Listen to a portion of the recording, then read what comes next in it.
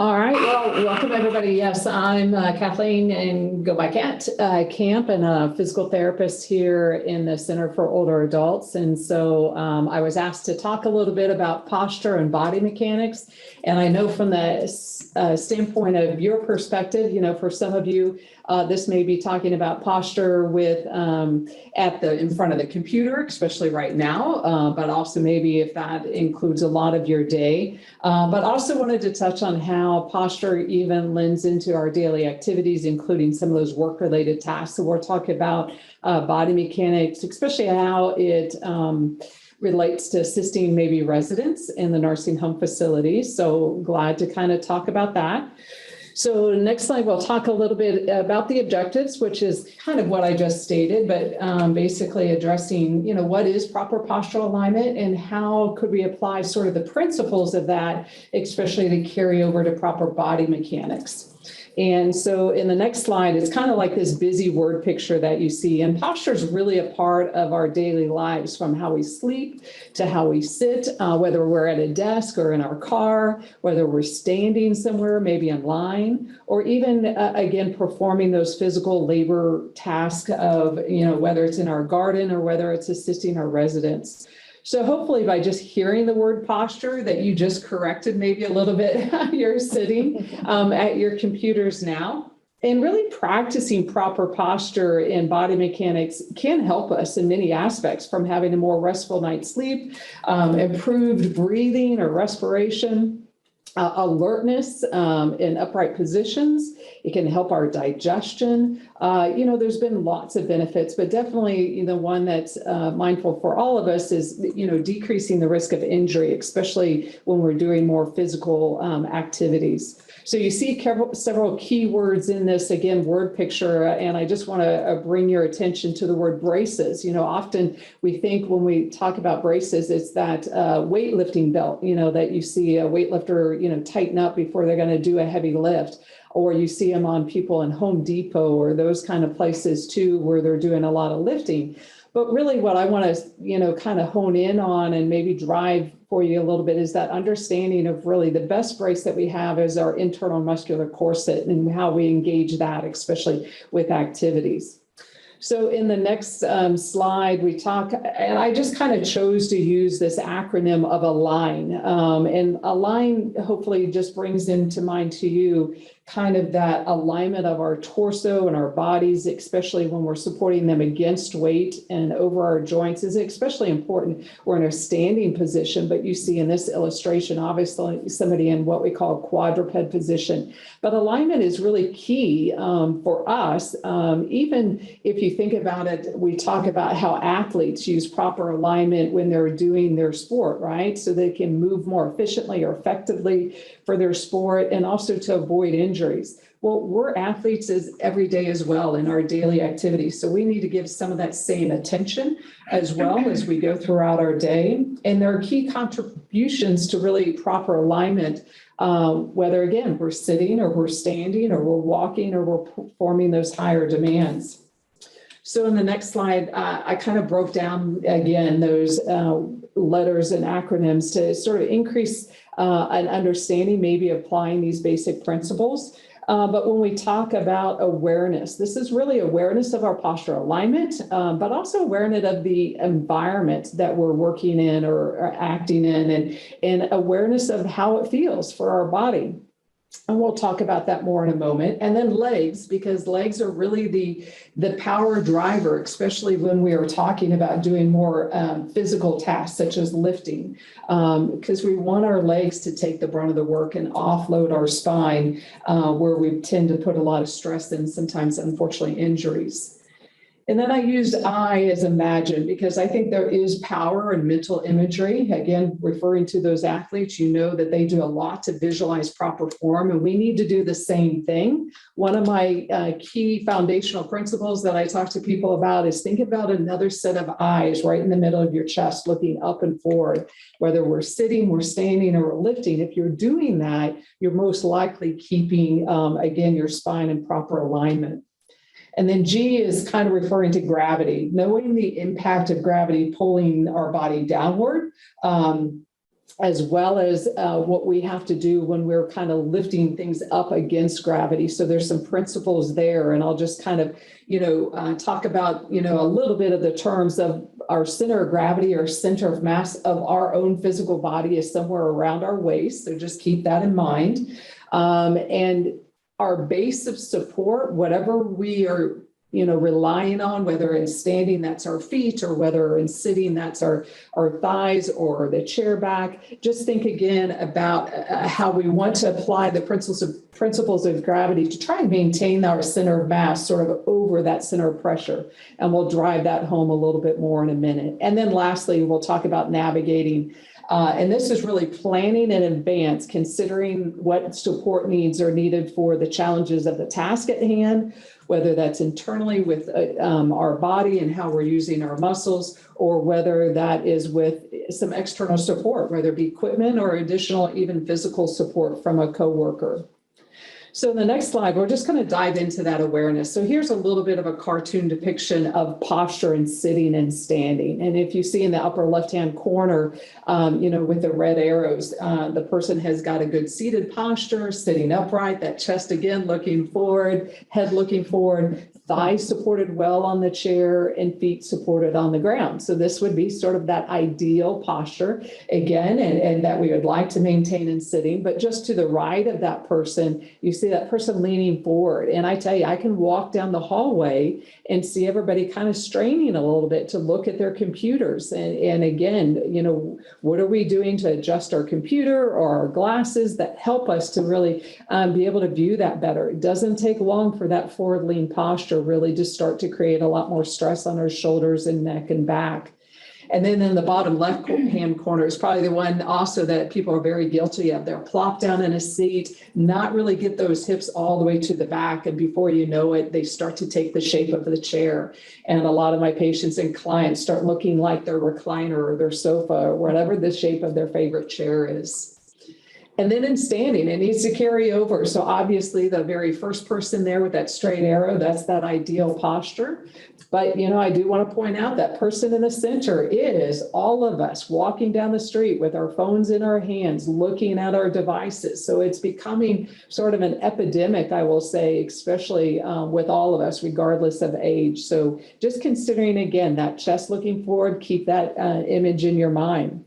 So in the next slide, it's just kind of a suggestion to all of us. Every once in a while, we should do a posture check throughout the day. Where is that chest looking? Is it looking forward? How are our feet positioned for support of the task? So again, if you're sitting, are they on the floor? If we're standing, do we have them staggered a little bit to help provide us a bit more support or stability, or even further staggered, especially when we're doing a heavier lift? And we'll see some images of that in a minute. Are we engaging our abdominal muscles? That should especially happen when we're going to transfer or come up to standing position, but even more so when we are doing a heavier task. And I'll give you an image and talk about how that is done. Watching every once in a while about how your shoulders feel. Are they relaxed? Sometimes we're forced to have, if we're working off laptops, like many of us are now, that keyboard maybe isn't in the most ideal position. And so just thinking again about how your shoulders feel, because this is also where we carry a lot of tension. So we've talked about that spinal alignment, but thinking about those ergonomics again, whether you're sitting or you're standing. And probably another most important thing, we all get on task and we don't move until that task is done. And sometimes we physically need to move more often.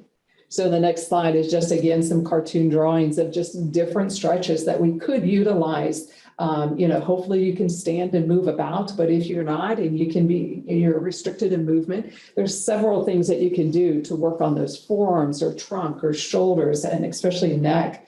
If you're working a lot on the keyboard or the mouse, really stretching those forearms. So just some suggestions again and reminders that we need to get up and move more often, but definitely reduce again some of that repeated stress that we have, especially sitting at a desk. So in the next slide, we talk about, the legs. And again, this is a driving home point that just reminding again about how powerful the leg muscles are. They should be what we rely on, especially both for supporting posture. They're engaged when we're addressing, balance, but most importantly, they're involved with movement. And that's really where we want to rely on. So any, again, reinforcement of the mechanics of using the legs may be needed. And probably the most popular exercise that I give my patients to work on as well is a chair squat, because it gives them a proper target to work on that transfer of movement of using their legs and keeping their trunk in proper alignment. And those proximal muscles really help not only in performing those transfers, but also keeping your trunk balanced over your legs. Also help when we got to climb stairs or go up the hill, like all of us have to do here at our university. We've got that climb every morning. And then lower on the legs, of course, calf muscles, probably most important to support us, especially for walking, but also that propulsion that you need when you got to change your speed of walking, right? And also for helping to clear obstacles. We've all kind of caught our toe and noticed, near the end of the day, how those leg muscles and fatigue can make that even more of a challenge. So in the next slide is just, again, a little bit of a cartoon and a depiction of how we should be keeping our spine aligned, especially when we're squatting down to pick things up, and how we need to think about engaging those abdominal muscles, tightening them up before we do an exerting lift. And besides that alignment, really trying to focus on how we can engage those legs even more so in the lift. And we'll talk about that more as well as we go on. So in the next slide, we talk about that imagine. So here we go. We want to imagine using that muscular corset and actually engaging that muscular corset. So this basic exercise, one of them is, we call it abdominal bracing. And it's that ability to sort of pull your abdomen in or pull your navel towards or your belly button towards your spine. Kind of like what I usually describe to my clients is it's like you want to zip up tight pants and you don't want to get your tummy caught in the zipper, right? It's that little bit of activity. You don't want to hold your breath. You don't want internal pressure pulling out. But there has been just some research done and actually little probes to look at the activation of the muscles. And when you just do that action, not only are you drawing in those muscles that run up and down along your abdomen, but you also get those horizontal, those transverse abdominal muscles engaged just by doing that abdominal bracing. So as you can see in the illustration in the bottom right, it actually engages and pulls all of those muscles in to provide that stability to the spine. So whether, again, you're lifting, the trash or groceries out of the back of the car, you're assisting in a patient, you really want to think about engaging those abdominal muscles. And the other thing you want to remember to do is to mirror image the movement. We'll be showing that as well. But earlier we talked about where our center mass is, and we really want to try and align that with whatever external load we might be working with, whether it be a box, a person, or even our own body weight. So in the next slide is kind of an illustration, maybe a little bit closer to home for you. Again, if you're addressing or supporting a resident. Now in this image, I just want to kind of point out some things. Obviously, this is where the impact of gravity comes into play because we want to take advantage of the physics, again, of aligning our center of mass with whatever we're trying to support and lift. So in the left yellow arrow and the image on the left, you see that he's got a gait belt around the waist. And the reason we do that, again, as I mentioned, is that's where the center of mass is. So if we're going to help support somebody, that's really where you want to put your hands, right, is around their waist. You can actually even arrest somebody's loss of balance by just giving a little gentle cueing or support at the waist, not at where you see that X is at the gentleman's shoulder. We do not want to come up underneath someone's shoulders. That's the weakest joint in the body, most unstable. And so we can cause a lot of damage and issues with subluxation of the shoulders by doing that. And notice how that yellow arrow in the right side image actually shows how they're kind of mirror imaging where their center mass is. So that's going to make it a little bit easier to help transfer and move and support a patient. And hopefully, again, that word support is driven home here, because we do not want to be performing dependent transfers with residents or with others. We really want them to engage in that movement as well. It helps them maintain their strength and helps them keep that sort of muscle memory about how to move. When we do talk about, more dependent lifts, that's really when we should be thinking about the utilization of, equipment and support. There's no gain to be made on you or your patient if it's a dependent lift. And then the last thing I want to point out there is the feet, the orange arrows at the bottom. Notice that he's widened his base of support. He's actually even staggered it a little bit so he can shift his weight closer to the gentleman as he's starting to help, lift his hips, and then kind of shift back to the back leg as they're starting to move and transfer to another seat. So this can really kind of reduce, again, the stress on you and even help better facilitate a transfer or movement with your client. So it kind of brings me to the last point, is the navigation. This is a simple example of, what to do to help set up a navigation, but I really think we need to think about the environment and what we're doing. So in this example, somebody's transferring from one surface to another. And in this image, it's somebody transferring by themselves, but could have been applied even in the prior images that we showed. But thinking about how to put those seat surfaces closer together. So this chair is positioned 90 degrees to the table to help limit that gap and then limit the amount of movement that is needed. Obviously, the safety issue of locking down a chair so that isn't going to move on you. And then getting obstacles out of your way. So that's that yellow arrow indicating, lifting those footrests up.